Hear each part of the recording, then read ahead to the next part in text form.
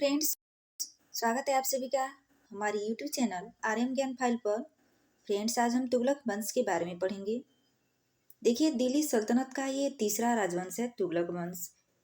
दिल्ली सल्तनत पे जो है 5 राजवंशों ने शासन किया था और उसमें पहला आता है गुलाम वंश, दूसरा आता है खिलजी वंश और तीसरा आता है तुगलक वंश, चौथा है सैयद वंश और पांचवा आता है लोदी वंश। तो देखिए, खिलजी वंश और गुलाम वंश के बारे में हम पढ़ चुके हैं। अब बारी आती है तुगलक वंश के बारे में जानने की। तुगलक वंश जो है 1320 से 1414 ईस्वी तक माना जाता है और ये जो है दिल्ली सल्तनत का तीसरा राजवंश है। तो इसके बारे में हम जानेंगे पूरी डिटेल के साथ। देखिए, तुगलक वंश जो है 1320 से 1414 ईस्वी तक दिल्ली सल्तनत पर शासन करने वाला तीसरा राजवंश था। इस वंश की स्थापना गाजी मलिक यानी कि गयासुद्दीन तुगलक ने की थी। देखिए, गयासुद्दीन तुगलक ने जो है इस राजवंश की स्थापना की थी और गयासुद्दीन तुगलक की जो है कार्यकाल था ये 1320 से 25 तक था, यानी कि 5 वर्षों तक यह शासन किया था दिल्ली सल्तनत पे। तो चलिए, दिल्ली सल्तनत पे गयासुद्दीन तुगलक का क्या कार्यकाल रहता है, मतलब क्या इसने कार्य किया, उसके बारे में देखते हैं।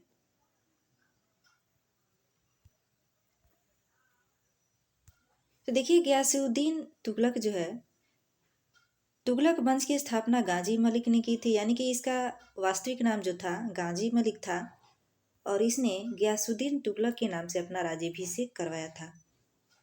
और यह जो है अलाउद्दीन खिलजी के समय में दीपालपुर का सूबेदार था। कृषि के विकास के लिए नहर का निर्माण करवाया। संभवतः यह दिल्ली का पहला सुल्तान था जो नहर का निर्माण करवाया था। देखिए, इसने जो है कृषि पर जो है बहुत ही ध्यान दिया था और इसने कृषि के विकास के लिए नहर का निर्माण करवाया था और यह जो है दिल्ली का पहला सुल्तान था जिसने नहर का निर्माण करवाया था। इसने डाक व्यवस्था की भी शुरुआत की थी। इसने दिल्ली के निकट जो है तुगलकाबाद नामक नगर की स्थापना की थी। देखिए, गयासुद्दीन तुगलक ने बंगाल तथा बारंगल के लिए सैन्य अभियान किया था।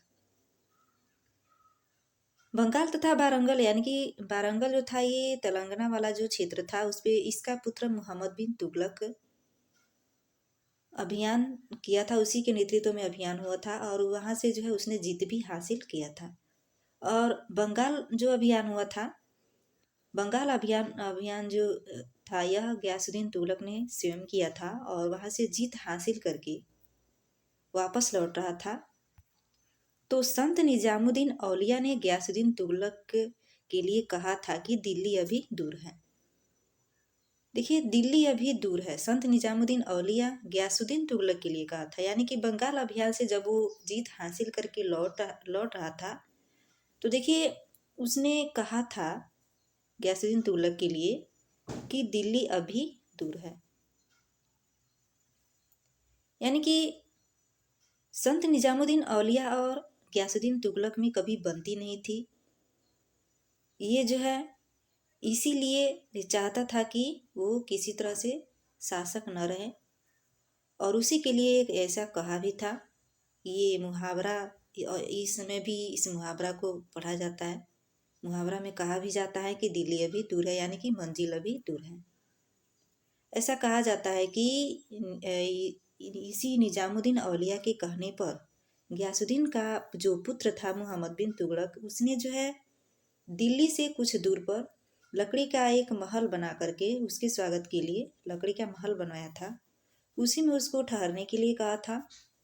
और जब गयासुद्दीन तुगलक ने वहाँ पे ठहरा था, तो ऐसा कहा जाता है कि कुछ इतिहासकार ऐसा कहते हैं कि हाथियों का झुंड आकर के उस महल को गिरा दिया और उसी में दब करके गयासुद्दीन तुगलक की मृत्यु हो गई। फिर कुछ इतिहासकार ऐसा कहते हैं कि ये निजामुद्दीन औलिया और गयासुद्दीन और मोहम्मद बिन तुगलक का मिली भगत थी। उन्हीं दोनों के षड्यंत्र था यह गयासुद्दीन तुगलक को मारने के लिए। खैर, जो भी हो, गयासुद्दीन तुगलक ने दिल्ली सल्तनत में एक नवीन राजवंश की स्थापना की थी। तो देखिए, उसी महल में दब जाने की वजह से जो है गयासुद्दीन तुगलक की मृत्यु हो जाती है और उसके बाद से अगला शासक बनता है उसका पुत्र मोहम्मद बिन तुगलक। तो देखिए मोहम्मद बिन तुगलक जो था उसका कार्यकाल था 1325 से 1351 ईस्वी। 1325 में जब गयासुद्दीन तुगलक की मृत्यु हो जाती है तो उसका पुत्र जूना खां यानी कि मोहम्मद बिन तुगलक दिल्ली का सुल्तान बनता है। इसने योग्यता के आधार पर पद देना आरंभ किया। देखिए मोहम्मद बिन तुगलक जो है बहुत बड़ा विद्वान था। ऐसा कहा जाता है इसको जो है कई भाषाओं का ज्ञान था, बहुत ज़्यादा पढ़ा लिखा था, परंतु ये बहुत बड़ा मूर्ख भी था, क्योंकि ये जो भी कार्य करता था अपने शासनकाल में जो भी कार्य किया था वह सभी कार्यों में जो है असफल रहा था। इसीलिए यह अपने विवादास्पद कार्यों के कारण जो है बहुत ही ज़्यादा प्रसिद्ध भी हुआ है। इसने जो है योग्यता के आधार पर पद देना जो है आरंभ किया था, यानी कि ये कहा था कि जो पद उसी को दिया जाएगा जो उस पद के योग्य होगा। और इसने जो है दुआब में कर वृद्धि किया, राजधानी परिवर्तन किया, सांकेतिक मुद्रा खुरासान अभियान तथा कराची अभियान जैसे निर्णय लिए जिनमें वह पूरी तरह से जो है असफल रहा। उसने दुआब में कर वृद्धि किया, यानी कि गंगा जमुना का जो क्षेत्र है उस क्षेत्र में जो उपज थी वह बहुत अच्छी होती थी, तो उसने जो है उस क्षेत्र में कर को बढ़ा करके 50% कर दिया। और जैसे ही उसने कर बढ़ाया वहाँ पर सूखा पड़ गया, बारिश नहीं हुआ, इसी वजह से वहाँ पे उपज नहीं हुई। और जब इसने कर लेने के लिए भेजा, किसानों ने पूरी तरह से मना कर दिया कि फसल हुई ही नहीं है तो हम कर कहाँ से देंगे। तो इसने इस प्रकार से किसानों में जो है विद्रोह हो गया, बहुत से किसान मारे भी गए थे। तो पुनः इसने क्या किया कि इसने कृषि विभाग दीवान ए अमीर कोही की स्थापना की। देखिए फिर से उन्होंने अगला परिवर्तन किया था राजधानी परिवर्तन। राजधानी को इसने दिल्ली से दौलताबाद ले गया, और वहाँ पे और जब ले गया तो बहुत से सैनिक थे, बहुत से लोग थे जो पैदल चल नहीं पाए, ज़्यादा दूर होने की वजह से उन्हें परेशानी होने लगी, और कुछ लोग जो है रास्ते में ही मर गए। और कुछ लोग जो वहाँ पहुँचे थे उन्हें अच्छी व्यवस्था नहीं हो पाई, खाने पीने की, रहने की कोई व्यवस्था अच्छी थी नहीं, तो उन्हें परेशानी होने लगी और वो वहाँ पे रह नहीं सकते थे, बहुत लोगों की मृत्यु भी हो गई। तो पुनः उसने क्या किया कि वहाँ से अपना राजधानी पुनः दिल्ली ले आया। तो इस प्रकार से आने जाने में ही बहुत लोगों की मृत्यु हो गई। तो इस प्रकार से ये योजना भी उसका असफल रहा था। अगला उसने क्या किया कि सांकेतिक मुद्रा में परिवर्तन किया। उसने जो है तांबे के सिक्के का प्रचलन किया। तो जब तांबे का जो है सिक्का बनाया तो घर घर में तांबे के सिक्के बनने लगे, और इस प्रकार से ये अभियान भी उसका असफल रहा। अगला अभियान चलाया था खुरासान अभियान। देखिए ईरान का जो क्षेत्र था मंगोलों में जो है विद्रोह हुआ था, उनका साम्राज्य पतन की ओर था। तो ये सोचा कि क्यों ना हम उस पर अपना अधिकार जमा ले, उस पर आक्रमण कर ले। तो इसने जो है अपने सैनिकों को 1 लाख से अधिक सैनिकों को जो है तैयार कर लिया था कि उस पर जो है आक्रमण करके उस पर अपना अधिकार कर लिया जाएगा। और उसने जो है 1 लाख सैनिकों को जो है वेतन भी दे दिया था, 1 वर्ष पहले ही वेतन दे दिया था। इस प्रकार से आक्रमण हुआ भी नहीं, ऐसे करते करते दिन बीतता गया और आक्रमण भी नहीं किया। बाद में उसने उससे संधि कर लिया। तो ये इसका जो है ये अभियान असफल रहा, और उसके पास जो भी सिक्के थे, जो भी उसके पास खजाना था, सभी जो है बेवजह खर्च हो गई। उसने अगला अभियान चलाया था कराची अभियान। देखिए सैनिकों में विद्रोह से बचने के लिए उसने 1 लाख से अधिक सैनिकों को जो है हिमाचल प्रदेश के क्षेत्र की ओर जो है भेजा था। तो जब ये सभी सैनिक वहाँ पे गए थे तो इतना ज़्यादा ठंड था कि वहाँ बहुत से लोग मारे गए, यानी कि लगभग सभी सैनिक वहाँ पे ठंड की वजह से मर गए थे। कुछ ही सैनिक वहाँ से बच करके वापस आए थे। और ये जो है इब्न बतूता का किताब जो है था रिहला। इब्न बतूता का किताब रिहला थी, उसी में जो है यह देखने को मिलता है, पढ़ने को। उसी समय इब्न बतूता भारत आया था। अफ्रीका, मोरक्को यानी कि अफ्रीका का निवासी था। 1333 ईस्वी में भारत आया था और मोहम्मद बिन तुगलक ने इसे दिल्ली का काजी नियुक्त किया और इसे दूत बनाकर 1342 ईस्वी में चीन भेजा था। और इसकी किताब रेहला थी, यानी कि इब्न बतूता की किताब जो है रेहला थी। इसके समय में सर्वाधिक साम्राज्य विस्तार और विघटन भी हुआ। देखिए, उसका सारा अभियान जो है असफल रहा। उसके समय में साम्राज्य का विस्तार भी हुआ और विघटन भी हुआ। देखिए, मोहम्मद बिन तुगलक के शासनकाल में हरिहर और बुक्का नाम के दो भाइयों ने 1336 ईस्वी में स्वतंत्र राज्य विजयनगर की स्थापना की थी। ये किताब में आता है, एग्जाम में आता है ये, और ज़्यादा इस क्वेश्चन को पूछता है। और ये जो है हरिहर और बुक्का नाम के दो भाइयों ने विजयनगर की स्थापना की थी। और जो है महाराष्ट्र में बहमन शाह ने 1347 ईस्वी में बहमनी राज्य की स्थापना की थी। यह पहला सुल्तान था जो दिल्ली के त्यौहार मूलतः होली में भाग लिया करता था। ये जो है हिंदू का त्यौहार जो था होली, उसमें भाग लिया करता था। 1351 ईस्वी में एक विद्रोह को दबाने हेतु थट्टा यानी कि सिंध जाते समय रास्ते में लू लगने के कारण इसकी मृत्यु हो जाती है। लू लगने के कारण जो है इसकी मृत्यु हो जाती है। और इसकी मृत्यु पर बदायूनी, ये जो है ये एक इतिहासकार थे बदायूनी, इन्होंने टिप्पणी करते हुए लिखा है कि सुल्तान को उसकी प्रजा से और प्रजा को सुल्तान से छुटकारा मिल गई। यानी कि ये इतना ज़्यादा अपनी प्रजा को परेशान कर दिया था कि प्रजा बोलती थी कि जब इसकी मृत्यु हो गई तो प्रजा कहने लगी कि अब इस सुल्तान से हमें छुटकारा मिल गया पूरी तरह से। ये इतना ज़्यादा परेशान कर दिया था प्रजा को। इसीलिए कहे थे, बदायूनी ने कहा था कि सुल्तान को उसकी प्रजा से और प्रजा को सुल्तान से छुटकारा मिल गई। तो देखिए, इसकी मृत्यु जब हो जाती है तो अगला शासक बनता है फिरोज शाह तुगलक। 1351 ईस्वी में इसकी मृत्यु हो जाती है और फिरोज शाह तुगलक जो है सुल्तान बनता है 1351 में। और इसका जो है कार्यकाल रहता है 1351 से 1388 ईस्वी तक। 1351 में मोहम्मद बिन तुगलक की मृत्यु के बाद फिरोज शाह तुगलक सुल्तान बना। फिरोज शाह तुगलक गयासुद्दीन तुगलक के छोटे भाई रजब का पुत्र था। रजब का विवाह राजपूत शासक रणमल की पुत्री से हुआ था। इस प्रकार फिरोज हिंदू माता से उत्पन्न पहला मुस्लिम शासक था। यानी कि ये जो फिरोज शाह तुगलक था, यह गयासुद्दीन तुगलक के भाई का पुत्र था। और इसके भाई का विवाह जो है रणमल की पुत्री से हुआ था, जो एक हिंदू थी। और यह जो है पहला ऐसा सुल्तान था, फिरोज शाह तुगलक यह पहला सुल्तान था जो हिंदू माता से उत्पन्न हुआ था। देखिए, इसने जो है इस्लामी कानून द्वारा स्वीकृत 4 कर लगाए, जो इस प्रकार से है, जैसे खराज, खम्स, जजिया तथा जकात। पहले जजिया कर ब्राह्मणों को छोड़कर सभी हिंदुओं पर लगाया जाता था। इसने ब्राह्मणों पर भी जजिया कर लगा दिया था। इसने जो है पहले जो है ब्राह्मणों पर जजिया कर नहीं लगता था, और ये जो है जजिया कर ब्राह्मणों पर भी लगा दिया।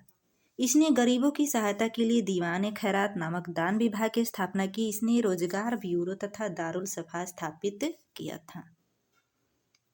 फिरोज शाह तुगलक पहला ऐसा शासक था जिसने शाही नहरों से सिंचाई के लिए कर लगाया। यानी कि ये नहर, बड़ी बड़ी नहर बनवाया था, और इसने जो है सिंचाई के लिए लोगों से कर भी लिया करता था। आगे बढ़ते हैं।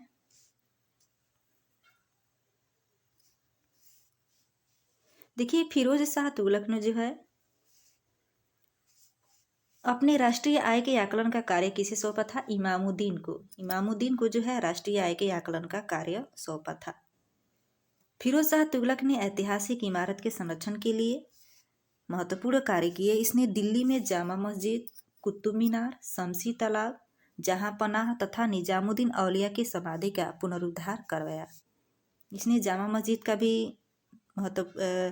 इमारत का जो है संरक्षण करवाया था। कुतुब मीनार कुतुब मीनार तो कुतुबुद्दीन ऐबक ने बनवाया था, परंतु बिजली के गिर जाने के कारण जो है ऊपरी हिस्सा इसका टूट गया था, उसका मरम्मत करवाया था। शमसी तालाब बनवाया, जहांपनाह तथा निजामुद्दीन औलिया इसके जो है गुरु थे।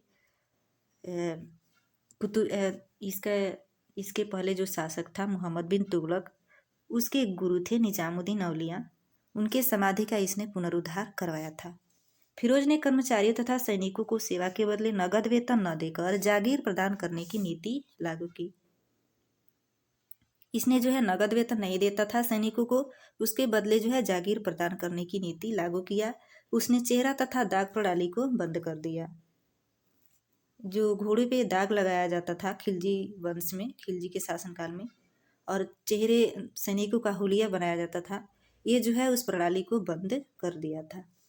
सुल्तान ने दिल्ली के आसपास फलों के 12,000 बाग लगवाए। इन बागों की देखभाल के लिए दासों को लगाया गया। देखिए, मोहम्मद बिन तुगलक जो है अपने शासनकाल में पूरी तरह से जो है शासन का उसने जो है पूरी तरह से खजाना खाली कर दिया था। उसको ऐसे ऐसे कारनामे उसका था कि पूरी तरह से खजाना खाली हो गया था, और ये सोचता था कि कहीं ना कहीं से हमें पैसे आए। तो इसने 12,000 बागीचा भी लगवाया था फलों के, और उसको देखने के लिए दासों को लगाया। जगह जगह से इसने कर वसूलना शुरू कर दिया। इस प्रकार से जो है सैन्य सेवा को इसने वंशानुगत कर दिया, यानी कि जो भी सैन्य सेवा में था, सैनिक सेवा में, उनको जो है वंशानुगत, यानी कि पिता यदि सैनिक सेवा में था तो उसका पुत्र जो है आगे चलकर उसका पुत्र उसमें सैन्य सेवा में रहेगा, वंशानुगत बना दिया था। फिरोज ने कई प्रसिद्ध नगर भी बसाए थे। फिरोजाबाद के अतिरिक्त उसने फतेहाबाद, हिसार, फिरोजपुर, जौनपुर जैसे नगरों की स्थापना की थी इसने।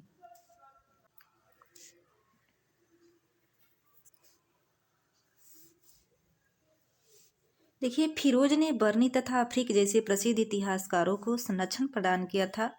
बर्नी ने फतवा ये जहानदारी तारीखे फिरोज शाही की रचना की थी।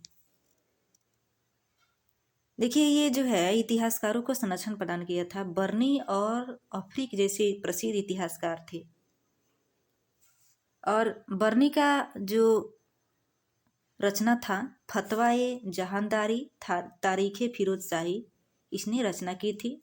फिरोज शाह तुगलक ने फुतुहात ए फिरोज शाही नाम से अपनी जो है आत्मकथा लिखी थी। इसकी आत्मकथा थी फुतुहात ए फिरोज शाही। हिमाचल प्रदेश के ज्वालामुखी मंदिर से प्राप्त संस्कृत पुस्तकों का फारसी में अनुवाद कराया था, और फारसी में जो है दलाइल फिरोज शाही नाम से अनुवाद करवाया था। याद रखेंगे, ये सब एग्जाम में पूछता है। फिरोज शाह तुगलक की मृत्यु के बाद कई दुर्बल शासकों ने दिल्ली पे शासन किया था। देखिए, जब इसकी मृत्यु हो गई तो उसके बाद अनेक शासक आए थे, शासन किए थे, परंतु उन्होंने जो है कोई कार्य ऐसा नहीं किया था जो पढ़ा जाए। दुर्बल शासक थे। 1398 में जो है तैमूर ने दिल्ली पर आक्रमण किया। उस समय नसीरुद्दीन महमूद दिल्ली का सुल्तान था। नसीरुद्दीन महमूद ही तुगलक वंश का अंतिम शासक था। देखिए, 1398 में जो है नसीरुद्दीन महमूद का शासन था। उस समय तुगलक वंश का ये अंतिम शासक भी था, और उसी समय आक्रमण किया था तैमूर लंग का आक्रमण हुआ था उसी के शासनकाल में। तो चलिए देखते हैं। देखिए, तैमूर लंग का आक्रमण हुआ था। तैमूर लंग जो था ये ट्रांसक्सियाना का जागीरदार था। 1398 ईस्वी में उसने भारत पर आक्रमण किया था। उस समय दिल्ली का शासक नसीरुद्दीन महमूद था। तैमूर ने खिज्र खां को मुल्तान, लाहौर तथा दीपालपुर का शासक नियुक्त किया। उसने 15 दिनों तक दिल्ली को लूटा। उसने फिरोजाबाद, मेरठ, हरिद्वार तथा कांगड़ा पर भी आक्रमण किया। देखिए, जब तैमूर लंग आक्रमण किया था उस समय नसीरुद्दीन महमूद जो था ये दिल्ली का सुल्तान था। इसके डर से, तैमूर लंग के डर से जो है नसीरुद्दीन महमूद जो है दिल्ली छोड़ करके भाग गया था, और तैमूर लंग ने 15 दिनों तक दिल्ली को लूटा। वहाँ से खजाने लूट करके ले गया। वहाँ से सोना चांदी जो भी था खजाना लूट करके पूरी तरह से चला गया अपने देश। वह सिर्फ जो है तैमूरलंग आक्रमण किया था यहाँ से भारत पर जो है, भारत से धन को लूटने के लिए। वह शासन नहीं करना चाहता था, वह सिर्फ धन लूटने की वजह से जो है आया था।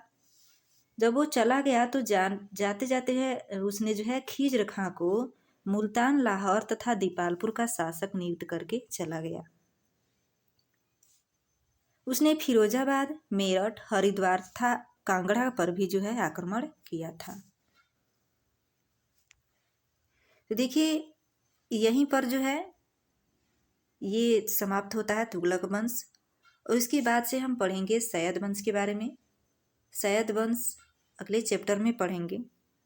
तो यदि आपको हमारी ये वीडियो पसंद आई हो तो प्लीज़ हमारे चैनल को सब्सक्राइब कर लीजिए, बेल आइकन को प्रेस कर लीजिए ताकि अगले वीडियो को जब भी हम अपलोड करें आपको नोटिफिकेशन मिल सके। तो मिलते हैं नेक्स्ट वीडियो में, तब तक के लिए धन्यवाद।